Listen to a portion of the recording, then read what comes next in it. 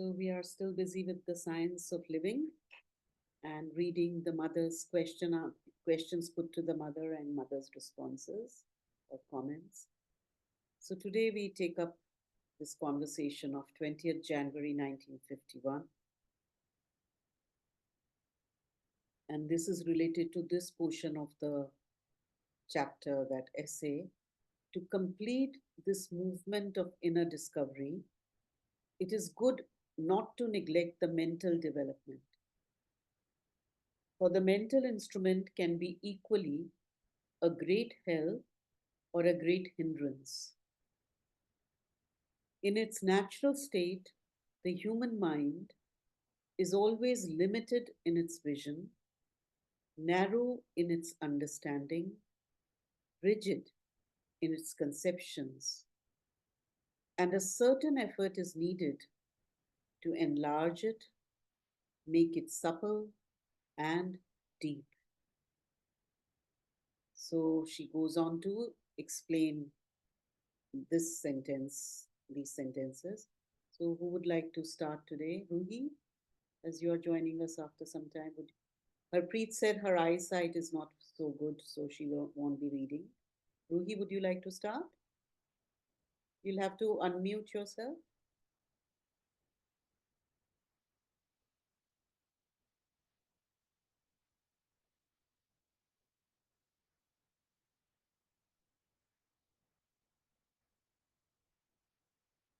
You're not unmuted yet. Ruhi, you're not unmuted. Yeah, now you are unmuted.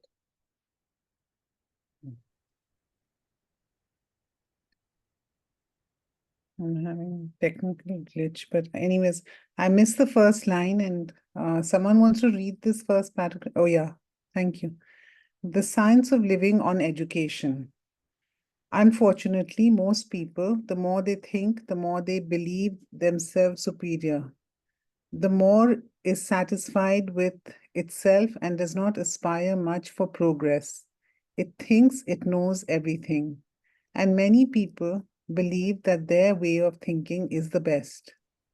They cannot understand that there are always several ways of thinking about the same subject.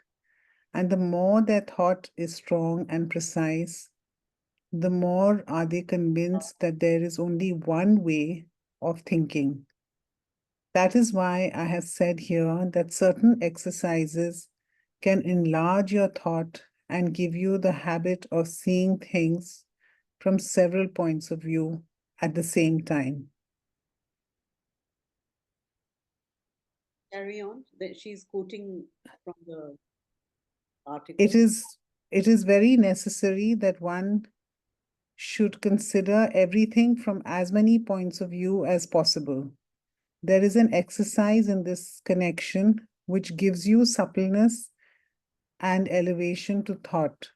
It is as follows. A clearly formulated thesis is set. Against it is opposed the antithesis, formulated with this precision. Then, by careful reflection, the problem must be widened or transcended until a synthesis is found which unites the two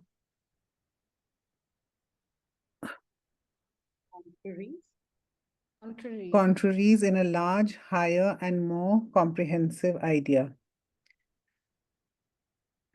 So, this, So basically, for widening the mind, for making it supple, less rigid, she suggested this exercise of thesis, antithesis, synthesis in that write up, Science of Living.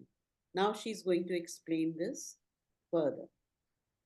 Pooja, would you like to take this up, please? Sure. Give me a thesis. X. Thesis. Each one carries his cross in the world. Antithesis. There are men who are above all human affliction. And the synthesis. Y. There is one part of the being in everyone which is above all affliction. Z. There are different types of people in the world. W. The cross is necessary to leap beyond suffering. That is not a synthesis. X. In my thesis, I spoke of ordinary men. In the antithesis, I speak of extraordinary men. Yes, but you believe that extraordinary men do not have their cross. Even higher beings have their cross to bear. It is a question of a difference of consciousness. In some, it is the external state of consciousness which are most developed. Others, on the contrary, have taken care to develop the higher states of consciousness. So to say each one bears his cross is true of the external consciousness, of material happenings, happenings which touch the vital being, the emotional being, and the mental being. For such people, there will always be a considerable amount of catastrophes, all the more because catastrophes seem to be proportionate to the capacity of the individual. They seem to be dealt out according to his capacity to bear things. It must just be that those who have greater capacities have an overplus of suffering and misfortune. But there are people who are above all misfortune, and yet misfortunes exist for them. Why? Because the inner consciousness in them is stronger, more developed than the outer consciousness. I do not speak here of transformed beings, for in them one can visualize a state of things in which even the physical being is above suffering. We are speaking of men as they are at present. If your consciousness is seated in a place where these external things do not exist, then it may be said that you do not bear your cross, because you are above it. Yet there are exceptions. There are human beings who are above afflictions, yet carry their cross. How can we reconcile these two apparently contradictory things? Yeah, thank you, Pooja. Yes. So, any questions on? She's leading them to arrive to a synthesis. So the easy solutions. So first of all, if we look at thesis, each one carries his cross in the world. Yeah. So this is the imagery from obviously from Christ carrying his cross, and at that time they used to, on which they will be crucified. So the all the misfortunes, all the suffering, everybody is kind of burdened by it, and they feel burdened and they feel uh, unhappy. And antithesis, this X, whoever that person is, has suggested is that opposite to this, complete opposite to it is there are men who are above all human affliction. So when he says that, he is meaning not that nothing bad happens to them, but that they don't feel that pain or misery, even if there are bad things happening. So that is why it is a thesis, and this is the antithesis. Because you can only change one element when you make an antithesis, like Mother said earlier. It has to be formulated with the same precision. But did she not disagree with him because she said that's not a synthesis? So even though the antithesis may have been right, it's not a synthesis. So No, does the no. whole So set synthesis. work? No, no. So I've not come to synthesis as yet. I'm Oh, just explaining the thesis and the antithesis. Because if I create a wrong antithesis, then you can't get a synthesis, right? huh? If you create a wrong antithesis, can you get a right synthesis? You can't, No, right? no. I don't think you can. Yeah, so therefore that's what so that is the point that the antithesis is wrong. But she doesn't say that. He says this is not He- a synthesis. No, no. When he explains that in the antithesis, I speak of extraordinary people. But when you read the antithesis, you need not interpret it that he's speaking of extraordinary people. But when he explains, he says he meant extraordinary. That is what she says is wrong. She says the cross is for all people. You can't say these are extraordinary people, they are above all human affliction, means they never face any difficulties or crisis. Everybody faces crisis. And that then she goes on to explain that the difference really between this attitude of feeling burdened by your difficulties and the attitude of being above them, difficulties are still there, being above them is a difference in consciousness. If you are identified with your external state of consciousness, then you feel the cross.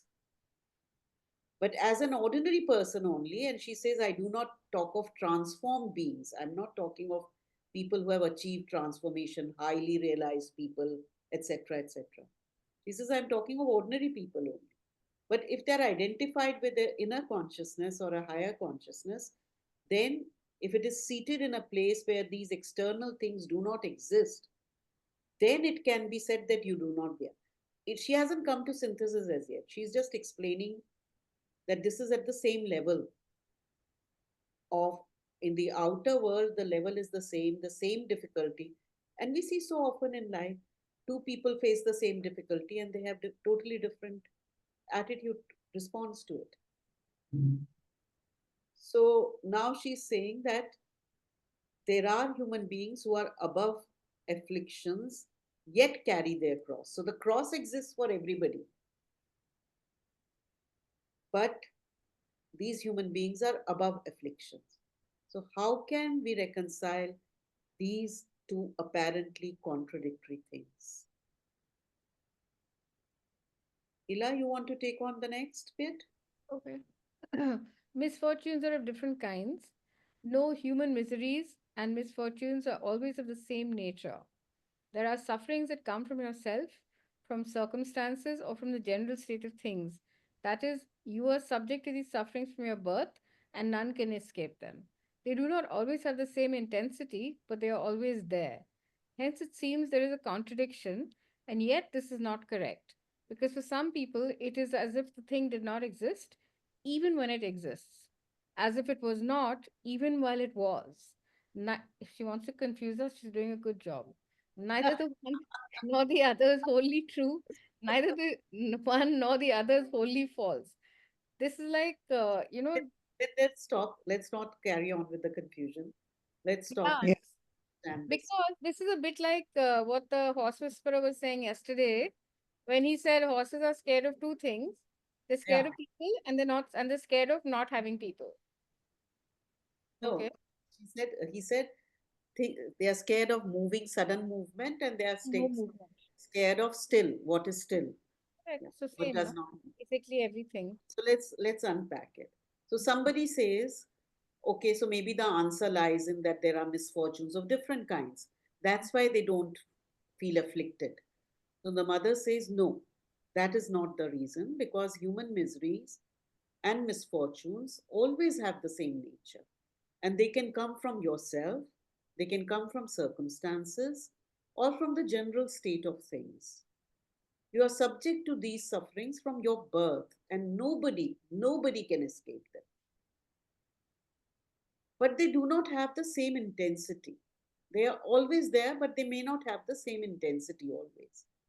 Hence, it seems there is a contradiction.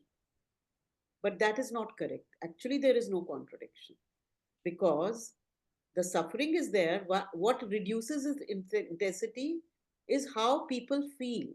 For some people, it is as if the thing did not exist, even when it exists. I'll give you a very silly example which happened with me this morning. There is a notebook I have which I carry. I don't know if you can see. Can you see this notebook? Yes. Yeah? It is frayed, right? This has been lying with me since years, but it is a new notebook. So when we started this Academy of the Future project, I decided to use it. And I'm very happy with it. The other day, Deepak gifted me a new notebook. And he said, your notebook is so old and frayed. That's why I'm gifting you this new one. Use this, ma'am. It suddenly struck me that we are looking at two different things. When I look at the notebook, I don't see the frayed thing. I'm just happy with the color and I just like this notebook and the texture. When he is looking at it, he is looking at the frayed thing and he's saying it's old and all. So if I also start looking at that, I will feel it as a misery. Poor me, I have such a old notebook. I deserve a new notebook. My whole attitude will change. So it's a very kind of a silly example, but the principle is the same. Because for some people, it is as if the thing did not exist, even when it exists, as if it was not, even while it was. Neither the one nor the other is wholly true. neither the one or the other is wholly false. Because if we keep arguing, and if I tell Deepak, no, but it is not afraid, I will be wrong. And if he says, no, there is no beauty in it, he will be wrong. So both are neither fully correct nor fully wrong. Has to do with the intensity of experience. Yeah, so what you put stress on, na, that becomes intense for you. If you put stress on your misery or something unfortunate, or you Um, look at the opportunity it has brought you. well, I guess, I mean, it depends, doesn't it, on on the type of misfortune. Like, say, for example, if somebody's parent or child or partner dies suddenly, you can't put a positive spin on it, right? I So, have. I have actually done that spontaneously. no, because that was because your mother was suffering for a long Oh, time, no, right? no. With my father, which was such a great shock, we were shattered. But then there was an inner message to me. And at the Shamshan Ghat, I just announced, please don't cry. It was his choice to go. And I just felt that he had chosen. And I just announced it to everybody. And I have no status in the family to give speeches. I'm the third daughter in a family of daughters, no sons. So to his brothers and all, everybody, I just gave a speech and I told them that it was his choice to go and please don't this thing.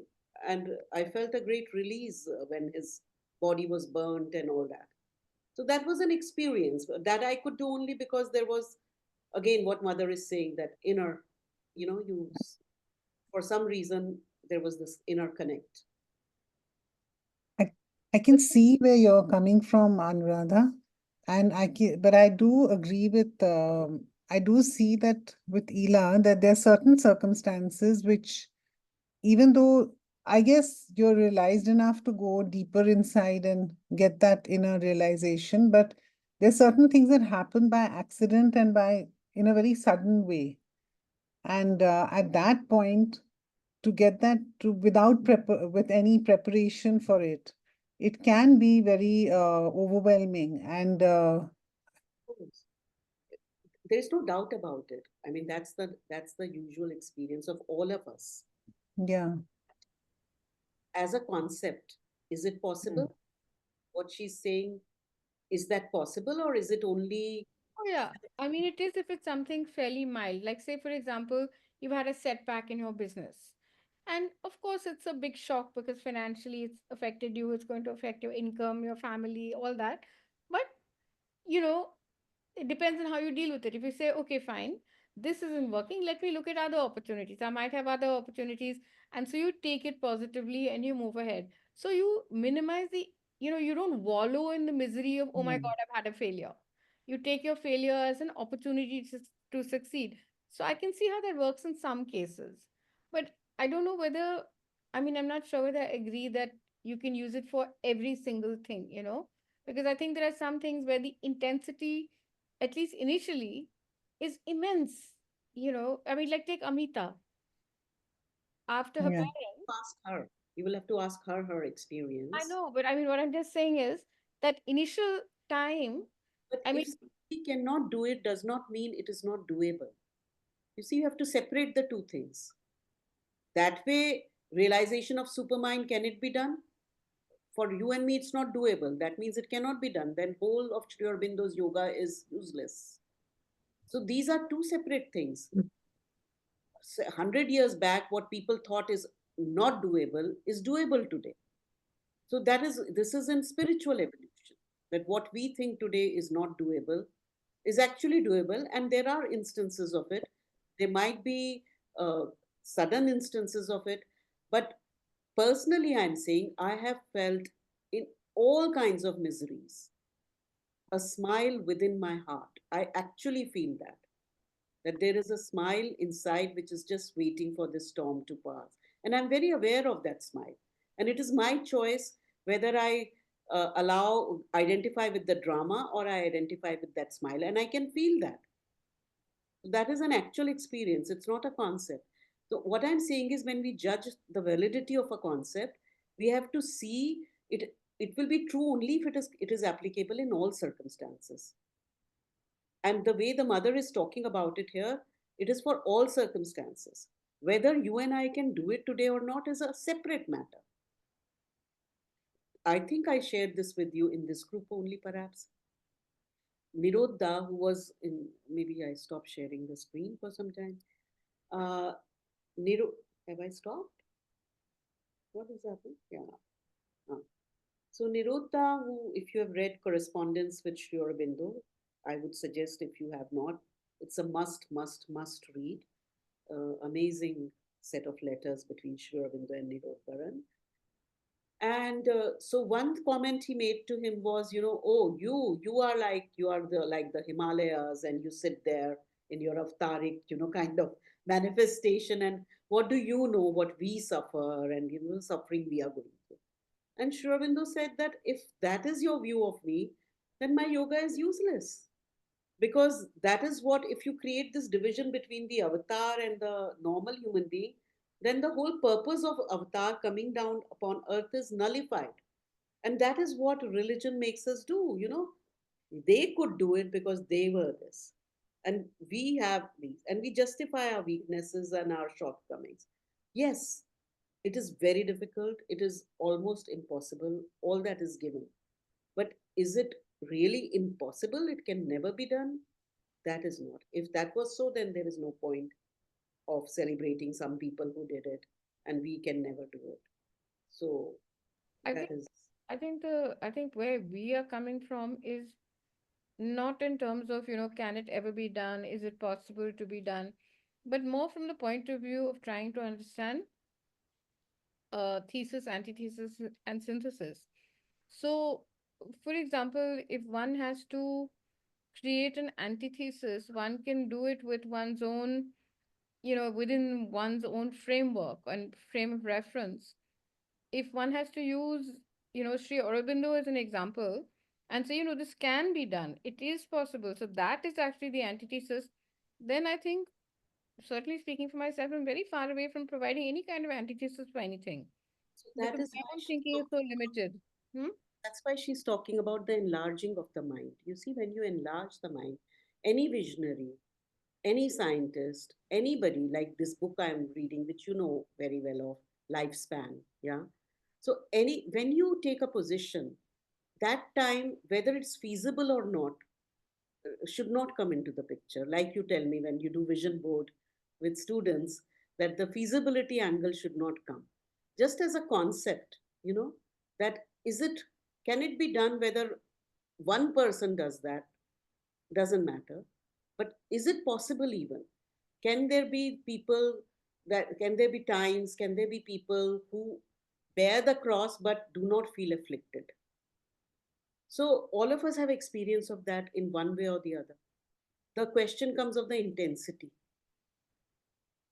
but we have experience of it. So if, just like with anything, whether you exercise, whether you run, whether you cycle, whether you dance, whether whatever you do, if you can do it as you develop your strength, your suppleness, you can do it at greater intensity for greater duration. It's only that. So that's what I'm saying, that when you create the antithesis, we are doing it intellectually. This is a mental exercise. And of course, when that mind widens, it will have an impact on your character and nature and everything, on your action. But as the mind starts widening, I agree what Ila is saying, that there will be different levels of antithesis. Today, the antithesis I make will be limited by my widest thought. Tomorrow, my widest thought might become even wider. Then I would arrive at a different antithesis. But on the quality of the antithesis, again, will depend the quality of my synthesis. So that is there. Yeah, I was wanting to say the same because what you just spoke about, the level, uh, I wanted to share the same, even with the example that mother's given, and that we've been discussing about bearing a cross versus not being burdened by the afflictions.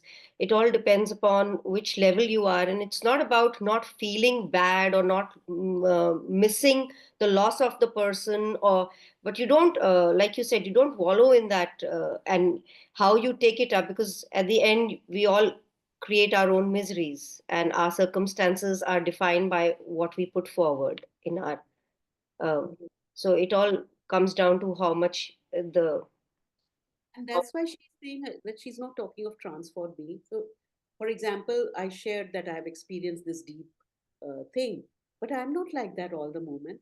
I might not have been, I might have been able to access that consciousness, deeper consciousness when my father passed away. But maybe if any of you speaks nastily to me, maybe at that moment I cannot. And I feel miserable and I wallow in it. So, only when I will become transformed, then my state, then it will be really that I am always above, you know. That's why mother says she's not talking of such people, she's talking of ordinary people, and even there it is possible.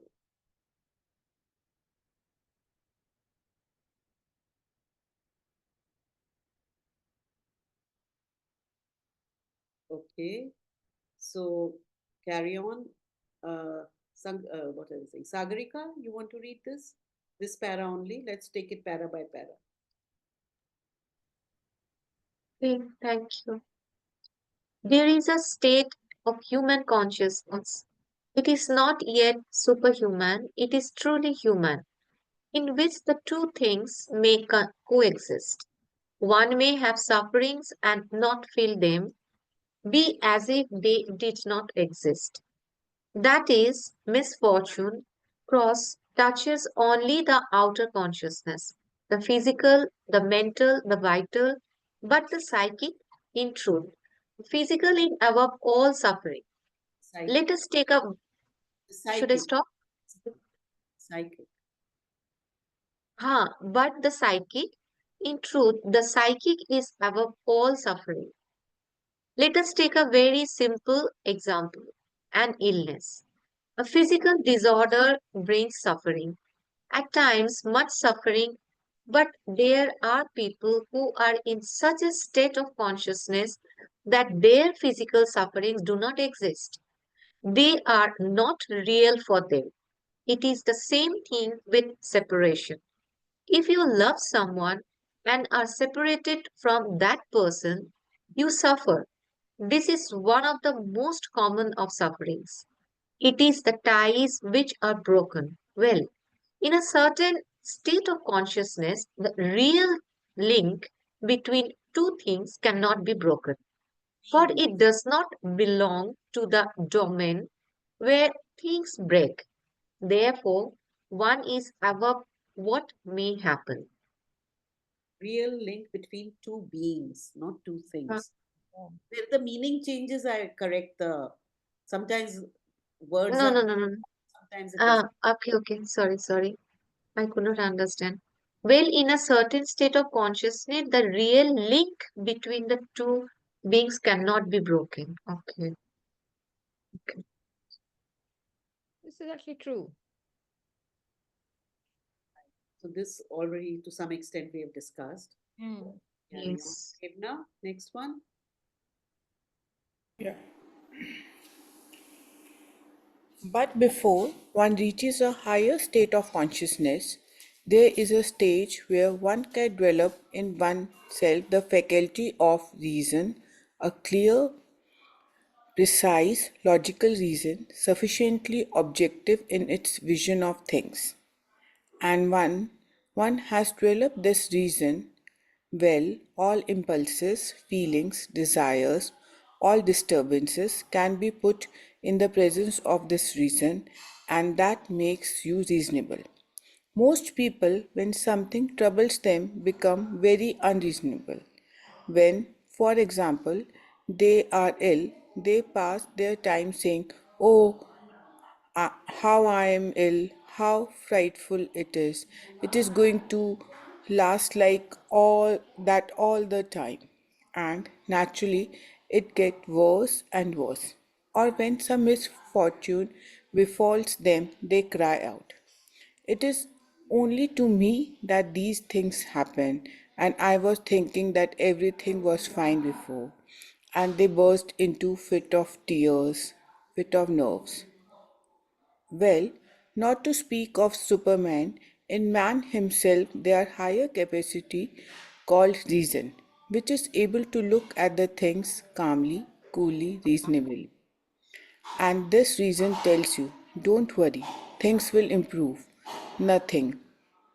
You must That will, not, don't nay, worry, that will don't improve. worry, that will improve nothing. Yeah. You must not grumble. You must not accept the things since it has. Accept. I, Read the sentence slowly, read it carefully. okay, okay. Don't worry. Okay. Don't worry. That will improve nothing. You must not grumble. You must not accept the things since it has come. You Then, must accept. Hello. The meaning changes. There yeah, is must accept, not you must not accept. you must accept the things since it has come. Then you immediately become calm. It is very good mental training. It develops judgment, vision, objectivity, and at the same time, it has a very healthy action upon your character. It helps you to avoid the ridiculousness of giving away to your nerves and lets you behave like a reasonable person. So this, I think that's what Ila was saying earlier, that one can step back and reason out the thing and then behave differently. This is what most of us would do. No? Anything to discuss here? Okay.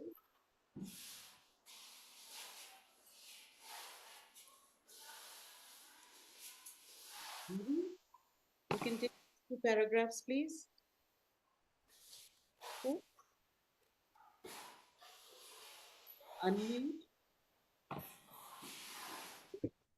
There is one thing very difficult for the mind to do, but very important, according to me. You must never allow your mind to judge things and men, to say this is good, that is bad, this is right, that is wrong, this one has the defect, that one has the bad thing, etc. This is a depreciatory judgment. For people who exercise their intelligence, the more intelligent they are, the more do they grow aware that they know nothing at all, and that with the mind one can know nothing. One may think in a particular way, judge and see in a particular way, but one is never sure of anything and never will be sure of anything. One can always say, perhaps it's like that, or perhaps it's like this, and so on, indefinitely, because the mind is not an instrument of knowledge. Thank you. Thank you.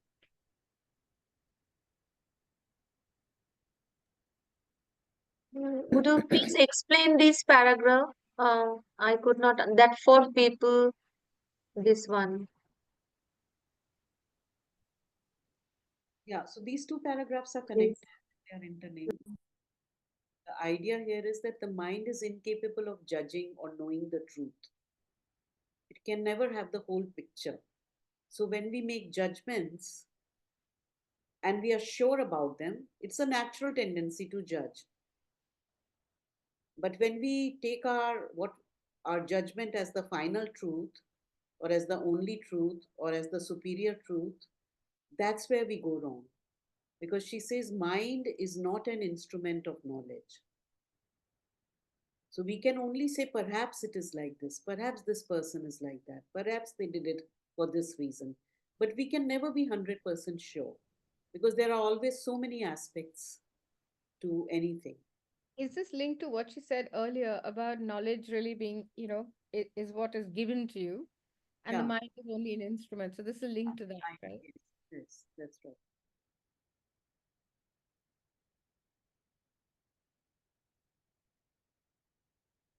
Okay. Pooja, you want to finish off till here? Till the next question? Just finish off till here.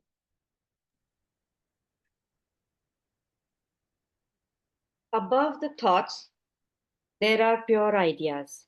Thoughts serve to express pure ideas, and knowledge is well above the domain of pure ideas, as these are well above thought. One must hence know how to climb from thought to pure idea, and pure idea is itself nothing but a translation of knowledge.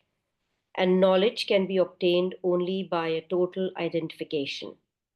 So when you put yourself in your small human mentality, the mentality of the physical consciousness, which is at work all the time, which looks at everything, judges everything from the height of its derisive superiority, which says, that is bad, it should not be like that.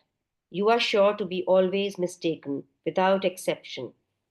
The best is to keep silent and look well at things, and little by little you make notes within yourself and keep the record without pronouncing any judgment.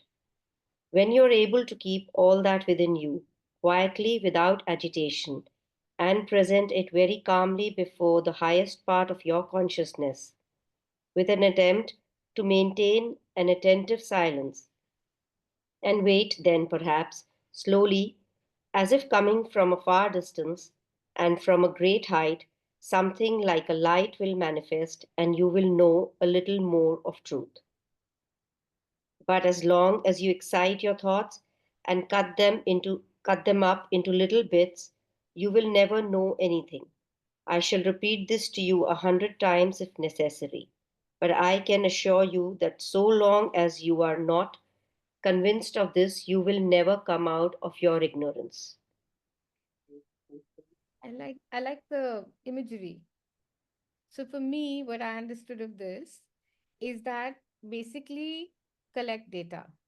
Just keep collecting data, put it all together calmly, and then just give it to your consciousness and let your consciousness make sense of all the things that you have collected. Don't try and understand it yourself. Just give it to whatever your highest consciousness is, and then maybe you will be shown how it all makes sense to you. And I think all of us may have actually experienced this in some way where suddenly we find, oh, things have fallen into place in a certain way and now I can see the pattern. So I think, you know to me, that's how I'm understanding it, is that sometimes you don't know what's happening, but you're just collecting information, putting it, and suddenly you say, oh, so that's what's been going on, because I was thinking this and that happened and this happened, and I didn't see how it all came together, and suddenly I can see, and that's not thought. That's something which, I don't know, occurs. It just happens. So that's what it sounds like to me. Anybody else wants to say anything or add to what Ila has said?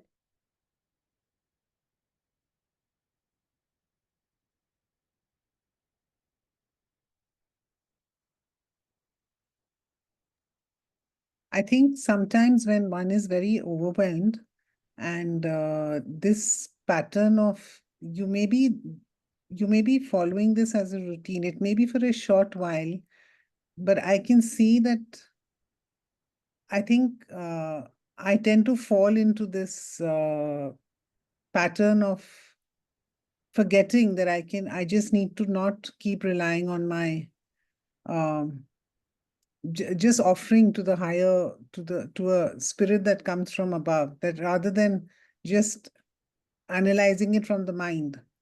And I think a lot of people go through that. And yeah. I have one more thing to add, and that is that I think that sometimes, I mean, maybe this is a corollary to this.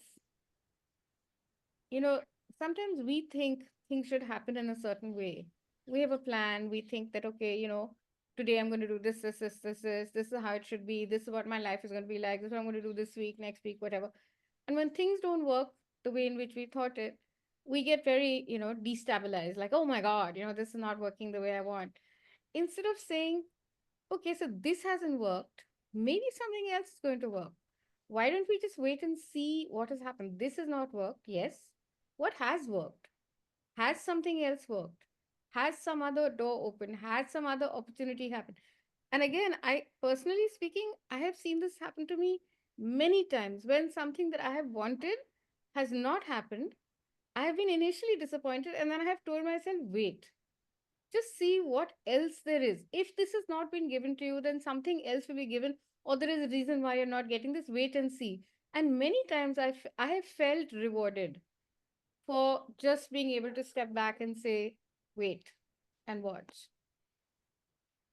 So what is happening here, if we link it with, basically Mother is talking in this whole essay about the nature of mind, which is rigid, which needs to be widened. And then she suggests this exercise, thesis, antithesis, synthesis. And in synthesis, I don't know if we have arrived at an exact statement of synthesis, but what she's pointing towards is that the synthesis lies in the different status of consciousness, that both are true in their own place. Both statements are true, that everybody bears their cross, and there are people who are above affliction. Both are true, but it depends on the state of consciousness they are in, what they are identified with. Then this discussion is going on to that the mind uh, is not capable of judging or arriving at truth. And then she goes on to, it's an instrument of knowledge. So, what is knowledge? Where does knowledge come from? And she describes these levels. So, we are aware of our thoughts.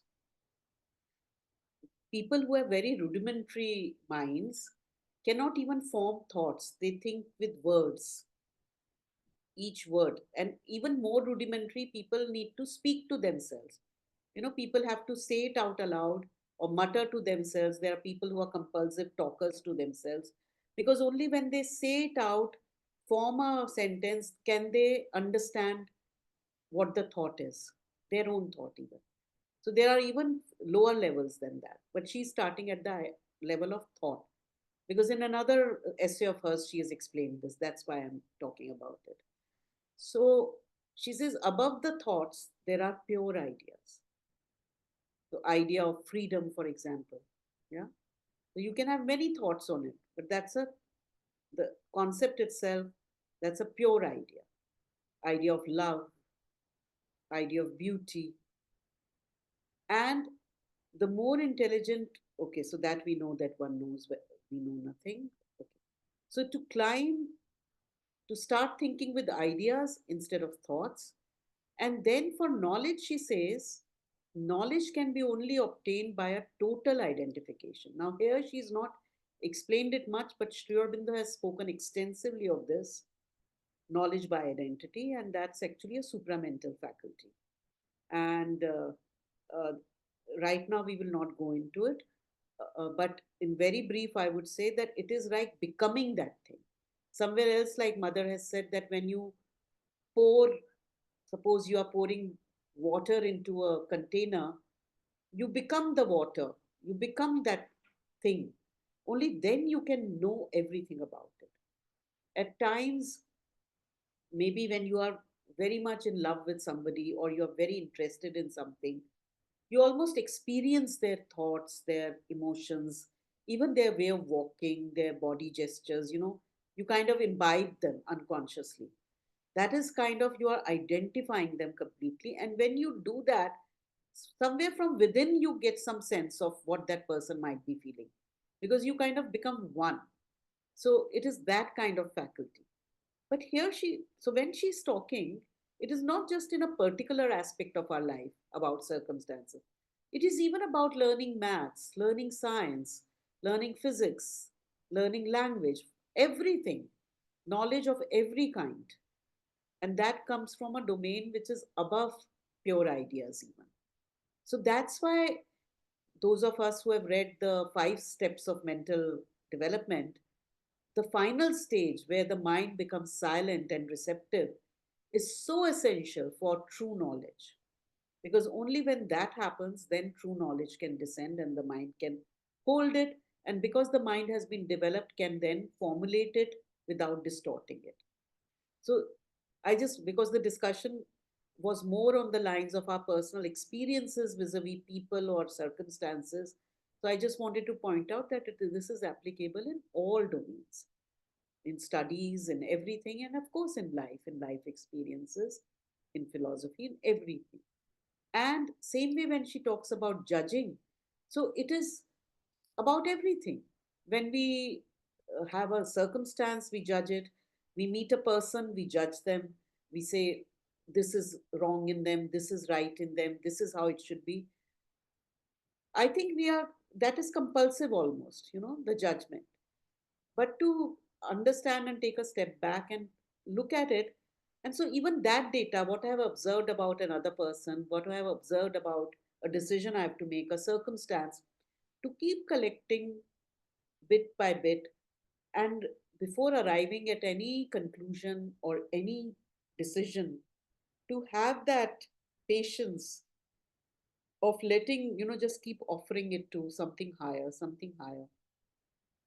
And then suddenly, like Ella is saying, suddenly something uh, gets into place. Suddenly a concept becomes clear, a mathematical formula becomes clear, etc. Yes, Ella. But I mean, while this may be a good rule in general, I still feel that there are some things which are, where we have to take a judgment. Like, for example, if somebody is beating a baby, if somebody is, being cruel to someone else, we can't say, oh, well, let's think about that. What is that? Why is that person doing that? And try and understand, try and make sense of that situation. There are some things which, no matter what, are bad. So those things, don't you think, should be judged? Like, for example, to say that is bad, it should not be like that. I can understand for most things, a lot of things. Like, for example, there may be some people who think that homosexuality is bad. There may be some people who think that there shouldn't be any such thing as transgender. I understand that.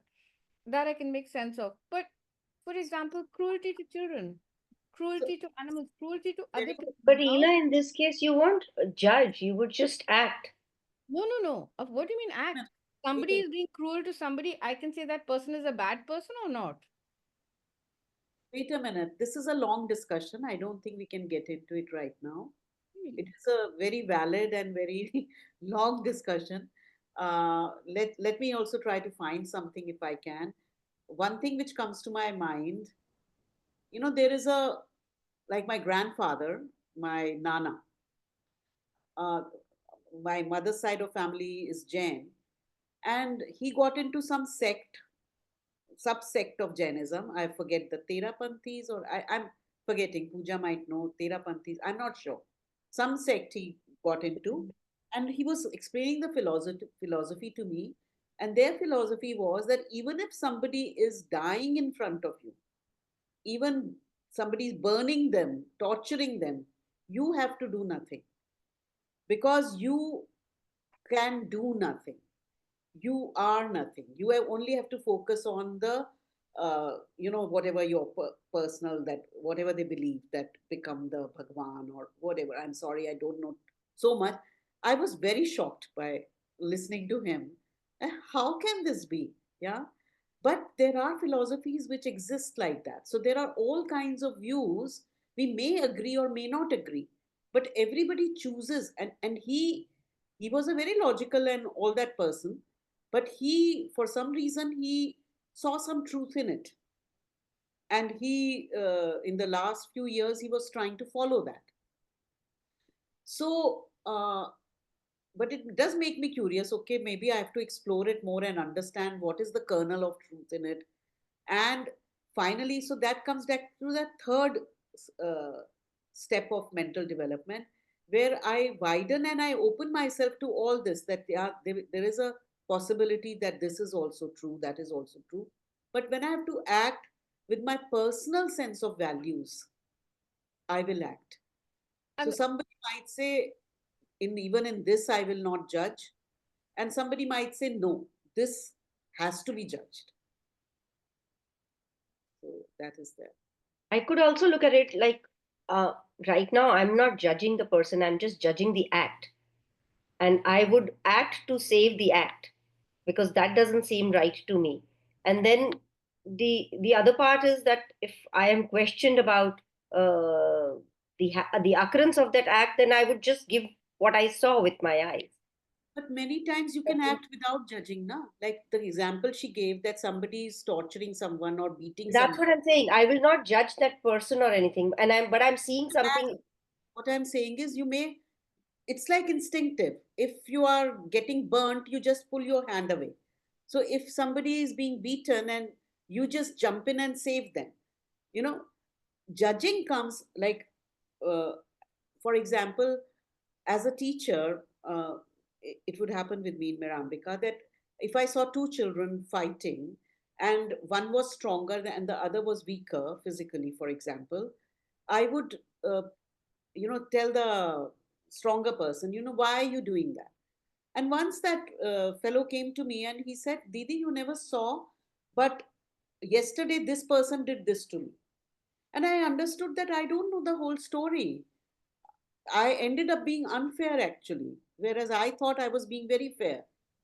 But because I didn't know the whole story, I just acted in that situation. I agree. I agree. In many cases, it's like that. But for example, people who rape children, you tell me what is good about this? What is a good way So of seeing good, this? What good is and bad again becomes judgment. Now we are not that's saying what it is good. We're that's not. what I'm saying.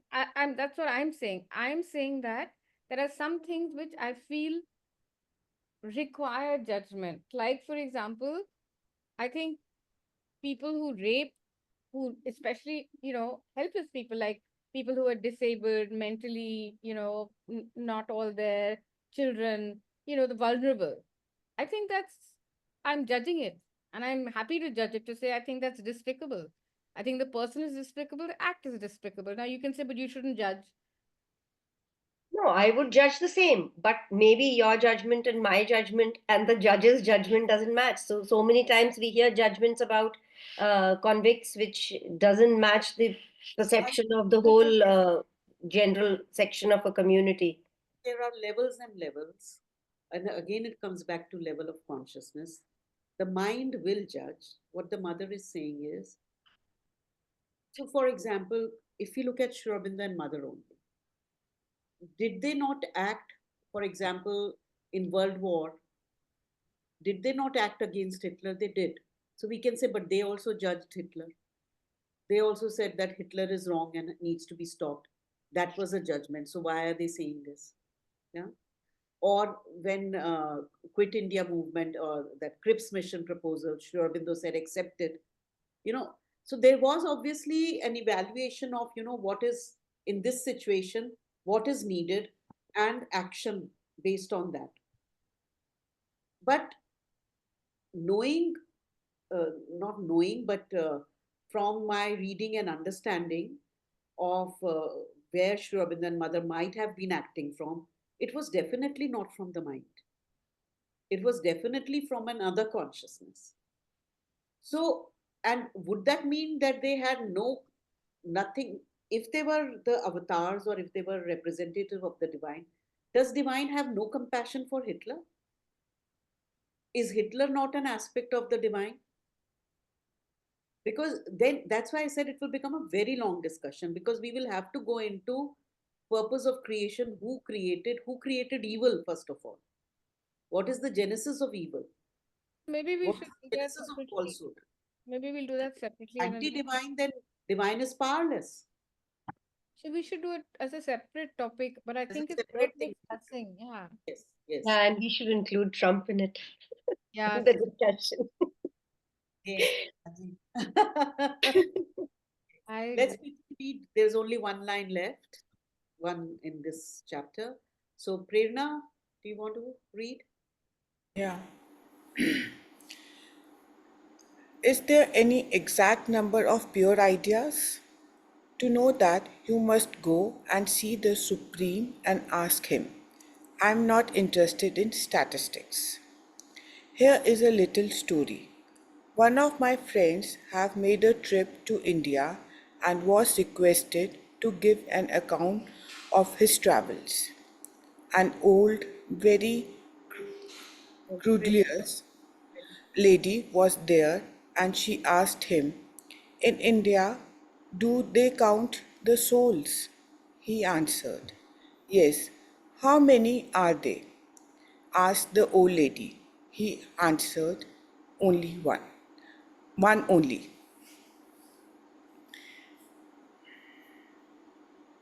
Basically, mother is again hitting out mind, classify.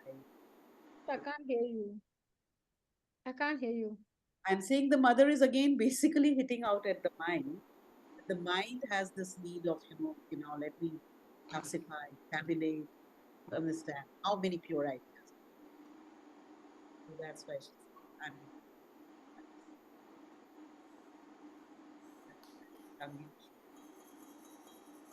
Suddenly keep losing you. Yeah, your voice is coming and going. Anyway, it's almost time. time I'll wear those, Headphones. yeah, I'll have to wear that, I think. But this whole question of falsehood, evil, and pain, it's so beautifully there in Savitri. I mean, it is just amazing. The instead of, I think instead of reading any text on it, if we were to read just those verses from Savitri, it would speak much more, would explain much more than just reading.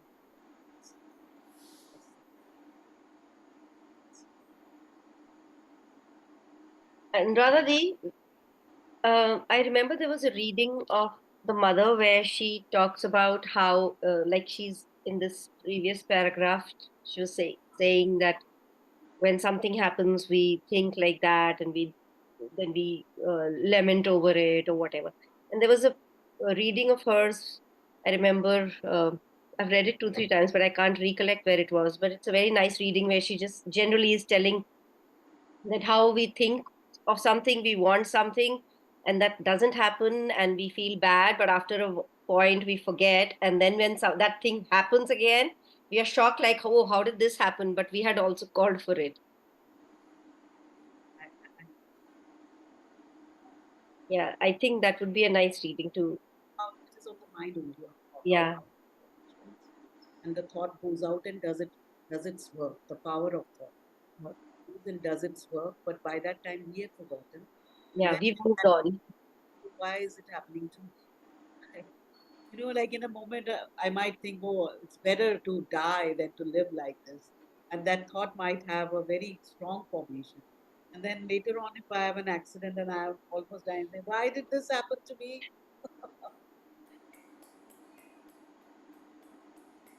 Okay. So 5:15 is the new time, but Mondays we see you again. Meanwhile, I might share some lines from Savitri. Okay. Oh, Okay. wow. Bye. Bye. Bye.